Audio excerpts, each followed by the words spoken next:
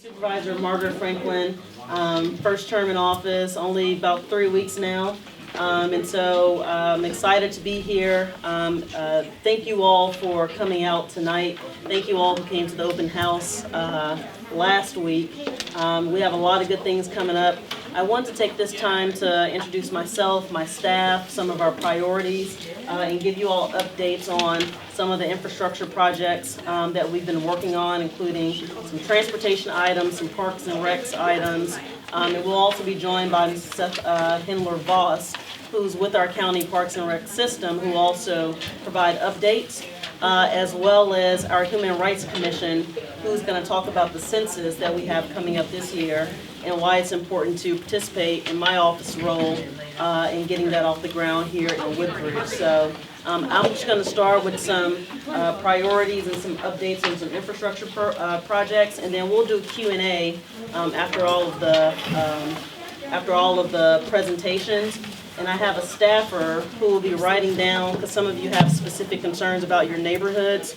We're going to make a list of all those projects that you all have been asking about, and we'll follow up with transportation next week to see what's actually feasible to get done and try to manage expectations with everyone in terms of where items are on the list. So we're glad you came out. We do want to hear your specific concerns, whether you say it kind of in an open setting or grab one of us afterwards. We're going to just make a list of everything and then get back to you on how feasible it is to get whatever that project is done in your community. So that's kind of how this is going to go. Before I dive into my presentation, I do want to introduce my staff. Pamela Montgomery is my chief of staff. Some of you may know her from the Zoning Commission, but she'll be on board. So if you don't get a chance to speak to me, find her, and she can also write down some of your questions or concerns.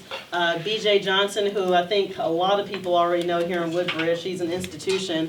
She's outside checking people in, but she'll be in at some point. You can always reach out to her for questions if you can't find me. And then we have Brenda Madrana-Friez, who's my senior advisor who does all outreach. That's probably who you'll be interacting with the most if you have specific questions about your neighborhood. She is out sick today, and so she is not here, but when you call the office probably on Monday, she'll be there to answer some of your questions and to filter some of those to our county services. So again, thank you for coming. We do have a few seats in the back if people want to try and make their way back there and get a little bit more comfortable. I don't know what I was expecting in terms of turnout, but this is the space we have, so I do apologize for that. But I'll just dive right into things here. I want to go over first a lot of our transportation projects that are currently in motion, just so you're aware. And we have some maps here that will outline the garage that's supposed to be built. There's a map of all of the mobility projects that are in motion, completed, and that are to be funded moving forward. And then here you will see a list of all projects that are underway. You'll have to check by magisterial district, but you'll see there are several Woodbridge projects that we're looking to complete moving forward. And then this is just one of the examples of what we're doing on Marina Way, where Annapolis is. So I'll just dive right into it. Opitz Boulevard, we have a project involving construction of approximately about 1,300 feet of sidewalk along Opitz that's going to connect the Potomac Town Center, where Stonebridge is, to existing sidewalk where you see the library. So instead of it being separate, you're going to, moving forward, see some of that connected. So look out for that moving forward. It's supposed to start in January, probably be completed within a year or so. So be on the lookout for that. Route 1, I just kind of mentioned it a little bit, Annapolis Way to where Mary's Way is. That is a VDOT project. I've gotten a lot of calls about what's going on with Route 1, why is it taking so long? Well, here's the update. From Annapolis to Mary's Way, that is a VDOT project that should be completed at the end of this year. So you'll see a little bit of freedom with regards to congestion after that's done, but it took a little bit of patience to get there. From Mary's Way to Featherstone, that is right now the construction that you see is actually them putting utilities underground. Once that is done, which is supposed to be at the end of this year, you'll see the construction of the actual widening, and that's to be completed in 2022. So that's the update there. A couple more years, and then you'll see the widening from to about 6 lanes total, 3 on each side going north and south. Annapolis Way, we're going to extend Annapolis Way to connect Route 1 to 123. If you know, when you get off, it doesn't quite connect, and it's kind of a pain to cross all lanes. We're going to connect that to make it a bit easier. There is Neabsco Mills widening that's underway. It has not started yet. Right now, we're in the process of what's called a right-of-way, working with the businesses to obtain some of the land to start construction. Next will be the utilities, and making sure the utilities go underground. And then third will come the construction. So that'll start in 2021, and it's going to take about a couple of years to do. So the expected date of completion will be 2023. That's going to be a project where you'll need to be patient with that, because obviously right now it's 1 lane up, 1 lane down, and so with construction, you can just imagine it's going to be a lot more congested. So from 2021 to 2023, we're just going to have to ask for your patience on that.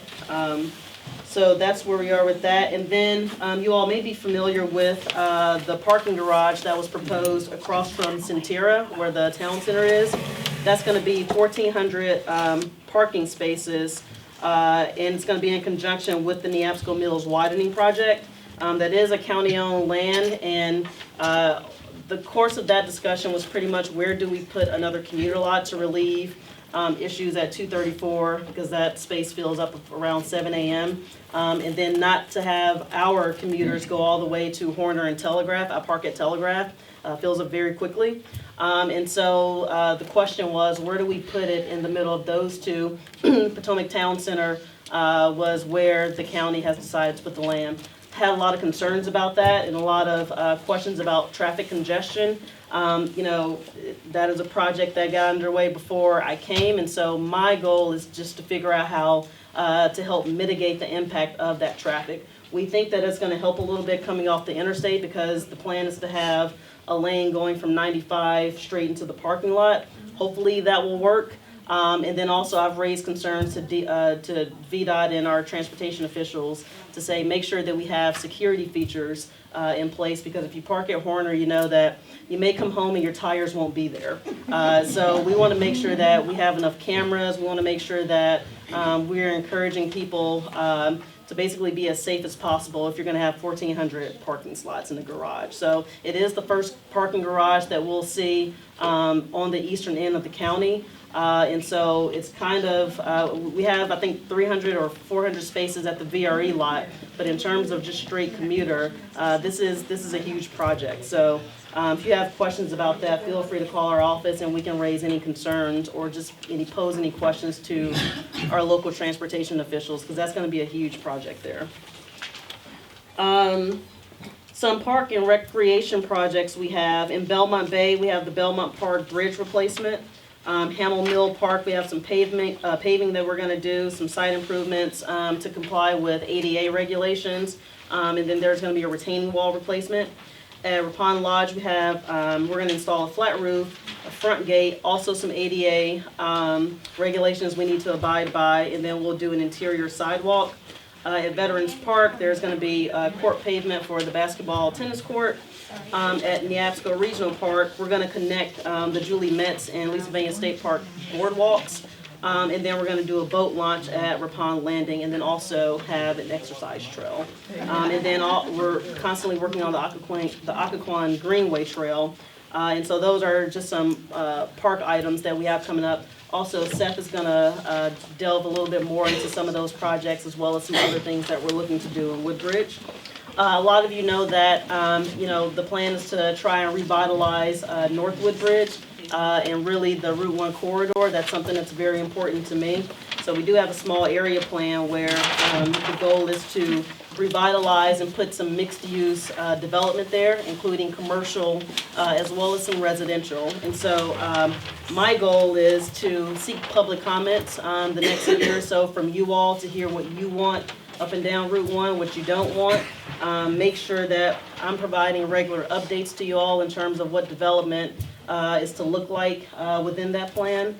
And then also talk to our businesses to figure out what their interests are and to really lure more businesses up and down the Route 1 corridor that are diverse in nature, and then also protecting the businesses that are already there, because we know when you bring growth, sometimes people get moved out, and we don't want that. We want to protect our businesses.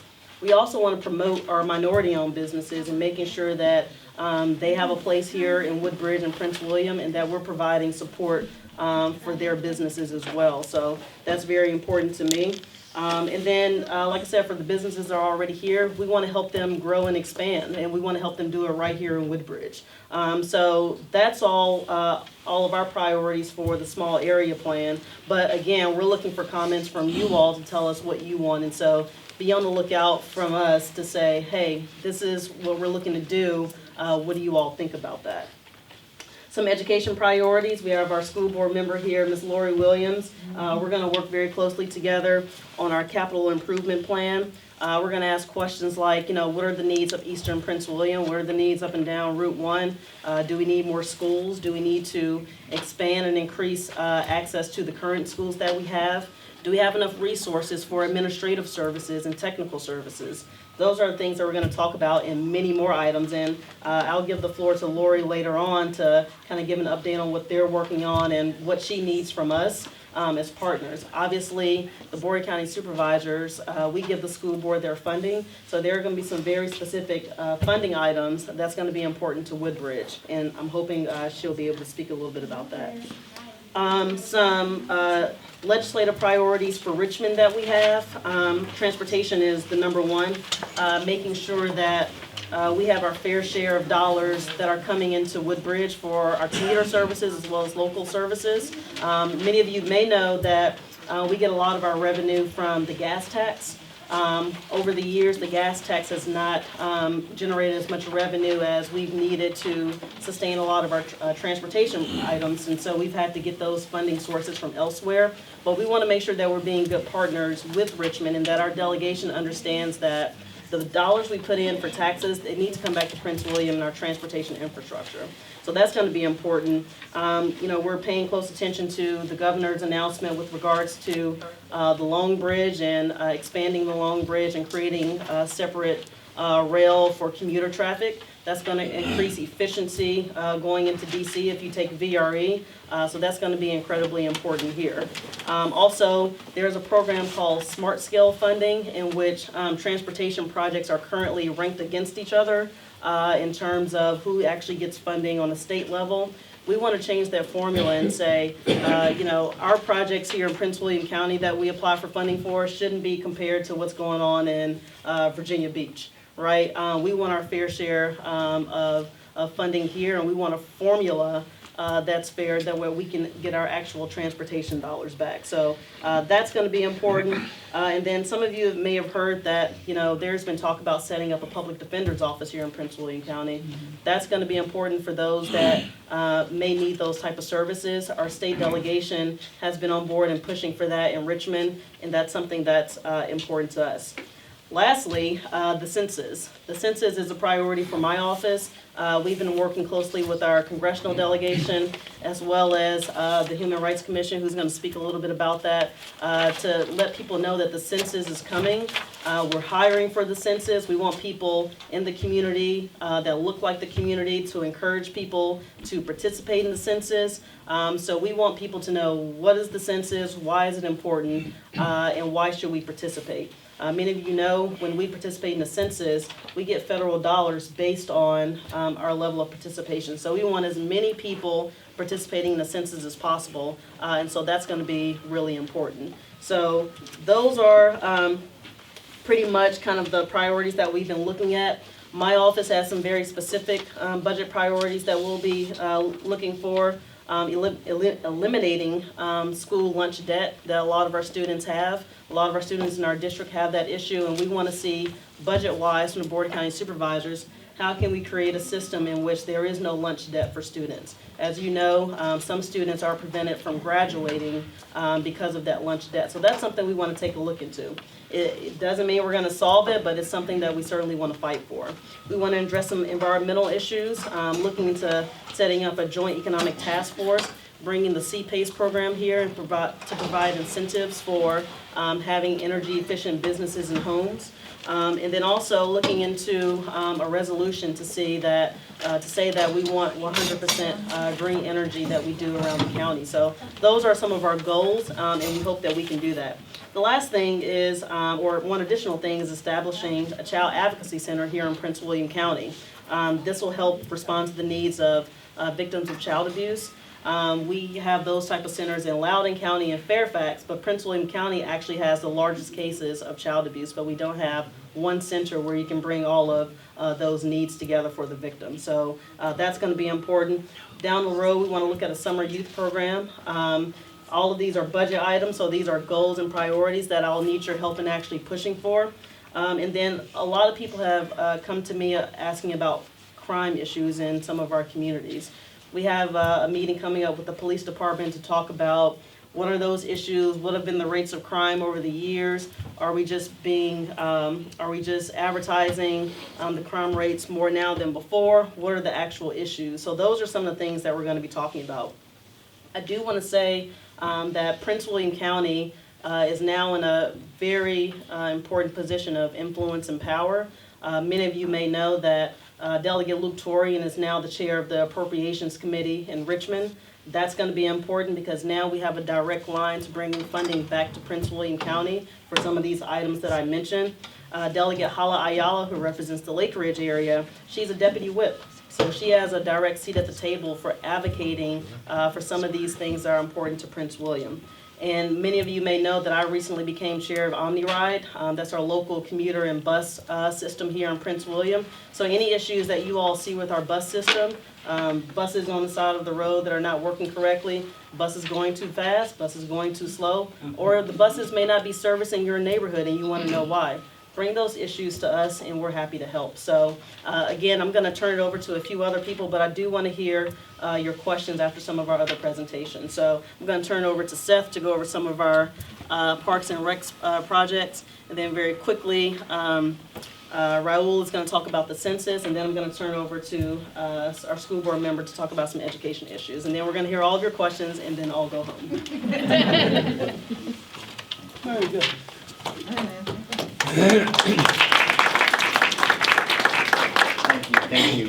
Thank you, Supervisor, for welcoming me here. And I must say, I'm rather impressed with how quickly you're digesting all this information. Yes. I'm sure you're drinking out of a fire hose. I learned it yesterday. Yeah, but very, very impressive to see you up here grasping these issues. Good evening. My name is Seth Hendler-Voss, and I'm honored to serve as your Parks, Recreation, and Tourism Director. I've been on the job about 2.5 years. Woodbridge is my community. I live over in Potomac Shores. I do most of my shopping and my eating out and my recreating in Woodbridge District. So I have a personal stake in your community here. Woodbridge is one of the most unique park areas in Prince William County. You have the greatest collection of waterfront parks in the county along the Neabsco Creek and Potomac River. And you have a good mix of not only county parks, but state parks and federal lands as well. As the supervisor said, we've been investing considerably in this magisterial district recently. There's about $5.3 million worth of active capital improvement projects taking place in the district. We recently cut the ribbon on the Neabsco Boardwalk and dedicated the Neabsco Regional Park in Woodbridge District. We have a lot of fantastic projects in the pipeline. The biggest focus right now is on the Potomac Heritage National Scenic Trail. So right now we're under construction on a mile-long segment up at in the Belmont Bay area that will run through the Occoquan Wildlife Refuge and connect Belmont Bay down to Veterans Park. And then we are going to be moving over to the Featherstone Wildlife Trail segment, which will connect Veterans Park to the Ripon VRE and then down to the Neabsco Boardwalk. And then we're going to be constructing an extension of the existing boardwalk from Neabsco Boardwalk all the way down to the entrance of Leesylvania State Park. So hopefully within the next 2 years, all of those segments will be complete, and you will be able to trek all the way from Belmont Bay in North Woodbridge, all the way down to Leesylvania State Park. We've got a fantastic slate of bond projects which the citizens voted in favor of by 65%, and we look forward to implementing those at some point when the money is available. A lot of exciting projects in Woodbridge, including a trail connection, another boardwalk trail connection down to Potomac Shores. So again, I'm honored to serve as your Parks, Recreation, and Tourism Director. I'm here to provide the best quality experience for you. Our mission is to provide recreational and cultural resources for a more vibrant community. So if there are resources that you would like to see that you don't see currently, please just let me know. I'll share my information at the end of the meeting. You can let the supervisor's office know I'm here to serve you, and I want to hear what's on your mind. So thank you so much for having me here tonight.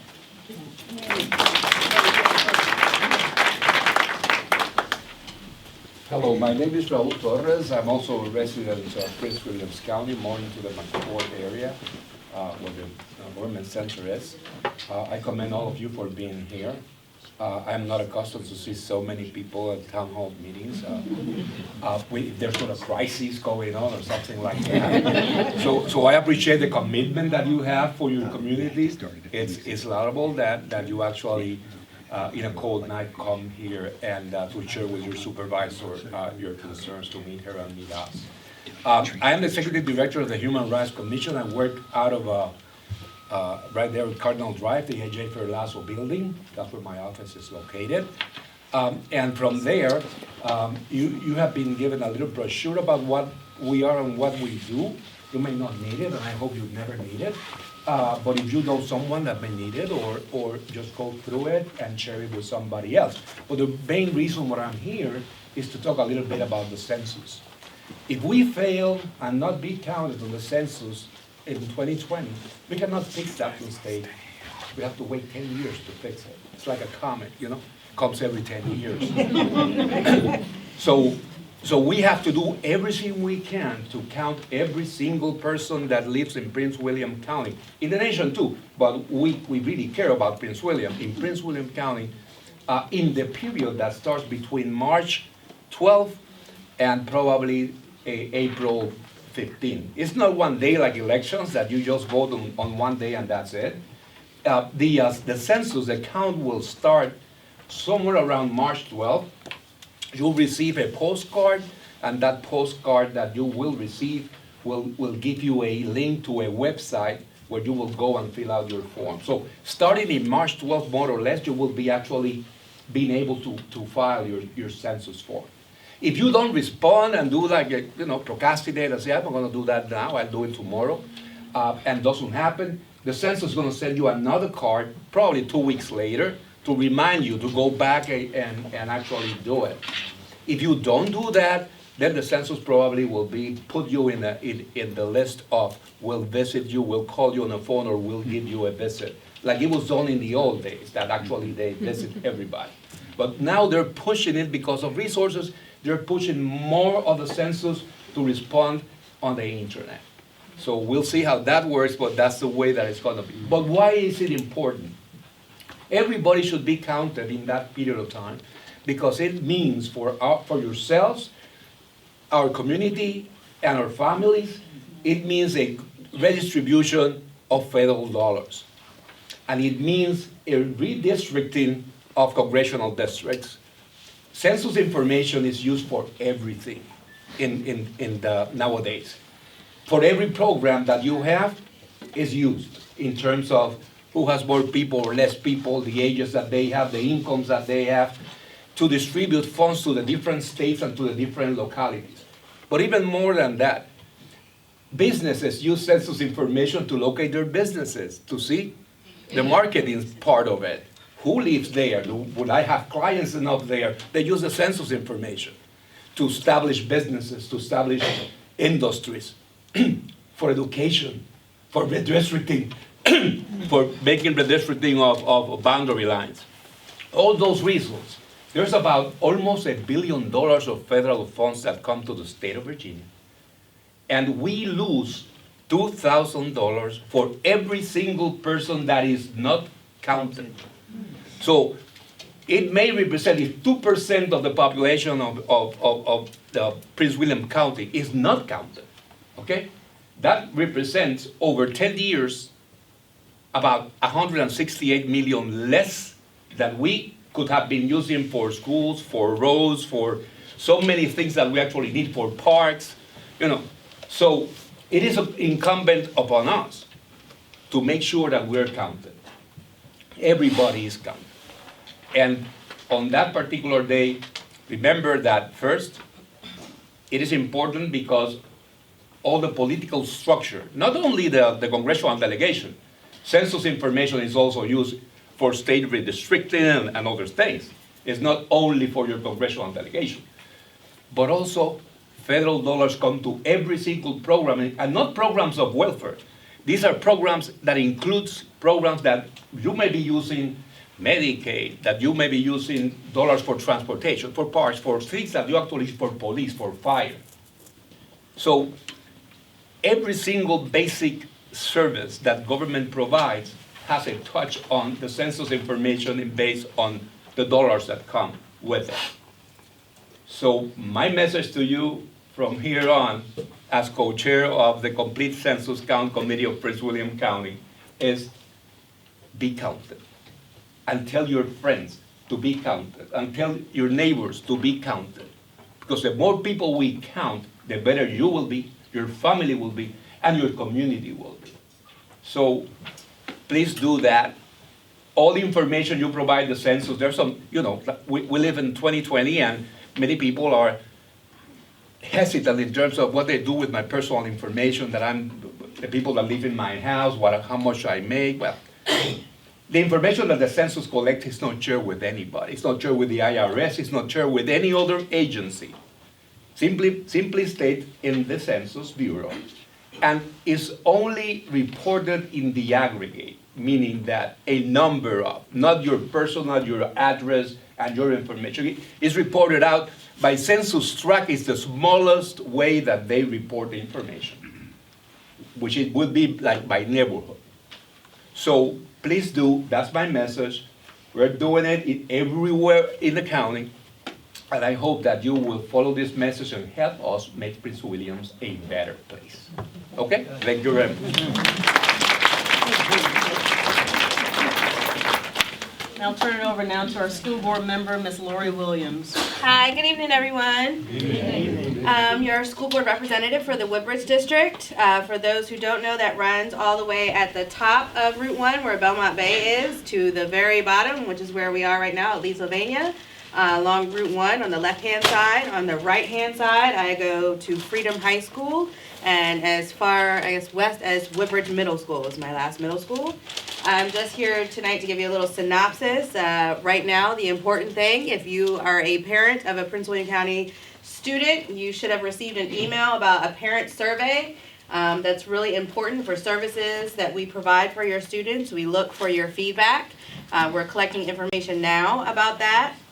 Also, it's budget season, as Supervisor Franklin referred to earlier.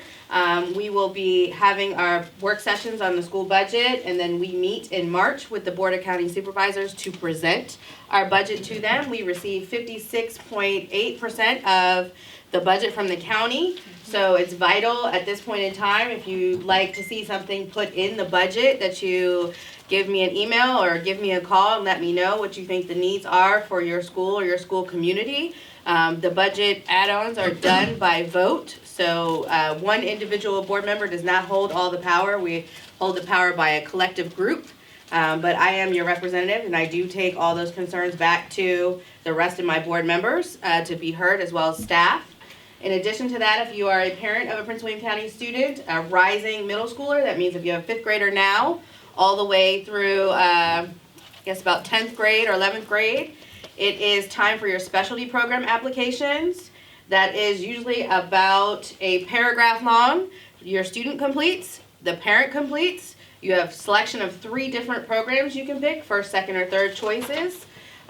What makes that special is that in Prince William County, we offer a plethora of CTE programs, which are career technical education programs. There are also academic-based programs like AP Scholars, I can tell you for a fact, as a mother who has one son who just graduated last year, he was able to graduate from Potomac High School, which is not a high school in my district. He transferred in with his food safe service license, 2 colleges, and his Cambridge seal for the academic. He was dual enrolled in a specialty program, and it cost me 0 as a parent. So I encourage everyone to look at those applications and see if you think that something your child may be interested in. You don't have to stay in them if you don't like them, and they are not specifically grade based. So if you have a child who is a 1.9 right now, or a child that has a 3.5, they could still be eligible for a program. And I say that because it's really important. A lot of people don't encourage their children to apply because they think, well, they don't meet a grade criteria.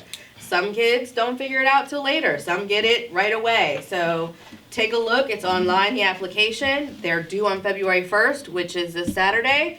So there's only a few short days left. But if you do decide to apply and your child gets in, I can tell you it's worth it. I have one still left to go, so I have a vested interest in continuing to see the school system grow. I want to just add to the lunch debt issue. As of June of last year, if your child has a debt in school, whether it is a library debt or it is a lunch debt, in no way, shape, or form should they be restricted from participating in any activity, be it field day, be it prom, be it an after-school dance. If that occurs, please let me know. We are working very diligently to make sure that children are not restricted from participating in things because they don't pay the bills and they should not receive the punishment for it. Prince William County also is one of the few counties in the state of Virginia where if your child does need an alternate educational setting, we have Independence Non-Traditional School.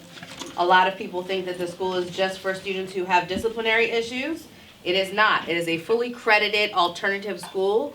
It is also recognized in the congressional records because it also houses one of our special education programs. It is a service we provide for our students because everyone does not fit a traditional academic day. So we have students who go there because they need to work, so they do shifts. Students who just don't feel comfortable in traditional schools. They have clubs, activities, just like all of the rest of our high schools. And at the end of the year, if you have a child who's gone there, they're also eligible for scholarships. One of our students graduated 2 years ago now from Independence. They are now on a full ride scholarship to VCU. So all of our schools as of last year are accredited. The state did a blanket accreditation for every single school in the state. The change is because now attendance counts towards accreditation. So if you have a student in the school system, you probably heard it back to school night from your truancy officer or the administration. It is something that we pay very strict attention to. If your child has an attendance issue due to illness or other circumstances, you should be able to work with your administration. But all of our schools are very sensitive to that this year because it's a state mandate.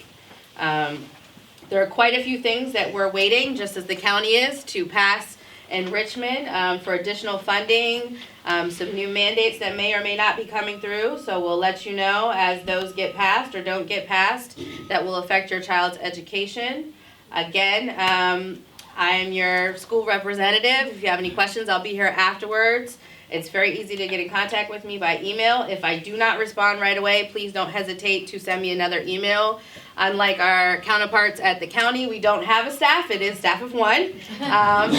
So I may miss things. I'm human just like everyone else. Please don't hesitate to send me another email. I do my best to try to respond within 24 hours. But there is no concern or question that is too small or too silly. No problem, no issue. If you don't know, that is what I'm here to help you with. So I just want to thank Supervisor Franklin for allowing me to come and speak.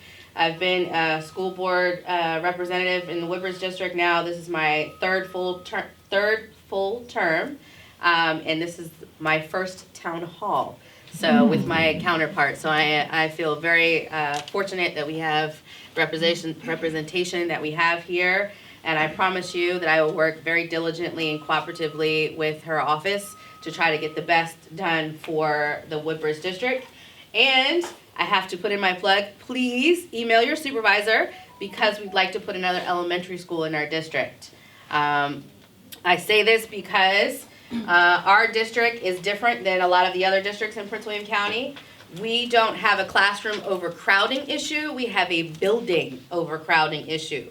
Every single one of the Woodbridge District schools are Title I schools, which means we have a high population of students who receive free and reduced lunch. I want to let you know that that means we will be getting additional funding because Prince William County School Board approved last year in the budget to up the economically disadvantaged funding for all of our schools. So we will see an increase in the budget this year. We will also be looking forward to increases every year for the next few years. We passed a resolution last year at the end of the school year for that, but we need more building space. It doesn't help to put an addition on if our children don't have an increased cafeteria, if our children don't have an increased gym space or increased room to play. So the best way to get that accomplished is to add another building to our district. I have a first grader, he eats lunch at 10:50. So I'm directly impacted by this. I feel your pain if your student eats lunch early too. We're in the same boat. But I really care about all of our kids, Woodbridge District especially, but all of our kids, because unlike other communities, our kids cross districts because of our specialty programs. So it's really important to me that you send an email her way so that she can advocate for us with her counterparts as well. And if you have any questions, like I said, I don't want to take up too much time. I will be here at the end. Feel free to ask away. Thank you. Thank you.